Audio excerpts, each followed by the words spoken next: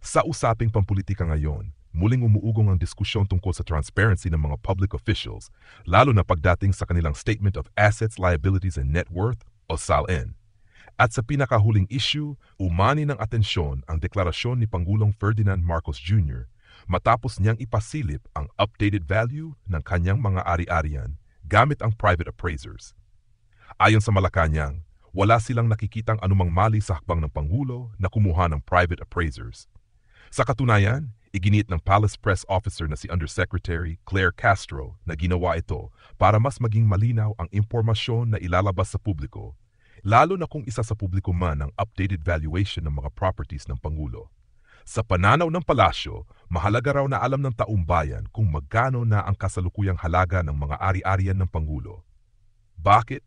Para maiwasan ang hahaka, espekulasyon at maling impormasyon na maaring magdulot ng misinterpretation sa tunay na laman ng kanyang SALN. Sa panahon ngayon kung saan mabilis lumaganap ang maling balita, hindi maikakaila na malaking bagay ang malinaw at eksaktong impormasyon. Dagdag pa ng palasyo, darating daw ang panahon na kailanganing malaman ng publiko ang tunay at updated na halaga ng mga ari-arian ng Pangulo. Kaya mas makabubuti raw na ngayon pa lamang na ilalagay na ito sa record at mas naipakita ang pagsuporta ng Pangulo sa transparency. Kung pagbabatayan ng 2024 SALN ni Pangulong Marcos, idineklara niya ang kanyang net worth na nasa P389 million. Ito ay base sa standard rules ng Civil Service Commission para sa filing ng SALN. Pero matapos ang appraisal ng Cuervo Appraisers, pumalo ang halaga ng kanyang assets sa P1.375 billion. Makikita rito ang malaking agwat sa value mula P389 million patungong higit P1.3 billion. Para sa ilan, maaring magbigay ito ng panibagong tanong tungkol sa pagtaas ng halaga ng mga ari-arian. Pero gaya ng paliwanag ng Malacanang, ang malaking bahagi raw nito ay dahil sa updated market value ng properties at hindi dahil sa bagong pag-aari.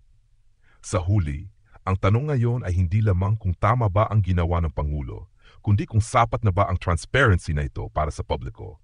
Ang paggamit ng private appraisers ay maaring hakbang tungo sa mas malinaw na deklarasyon ng yaman. Ngunit para sa ilan, ito rin ay nagbubukas ng diskusyon tungkol sa standardization ng mga valuation at kung dapat bang gawing mandatory ang updated appraisal para sa lahat ng public officials. Ano ang tingin mo?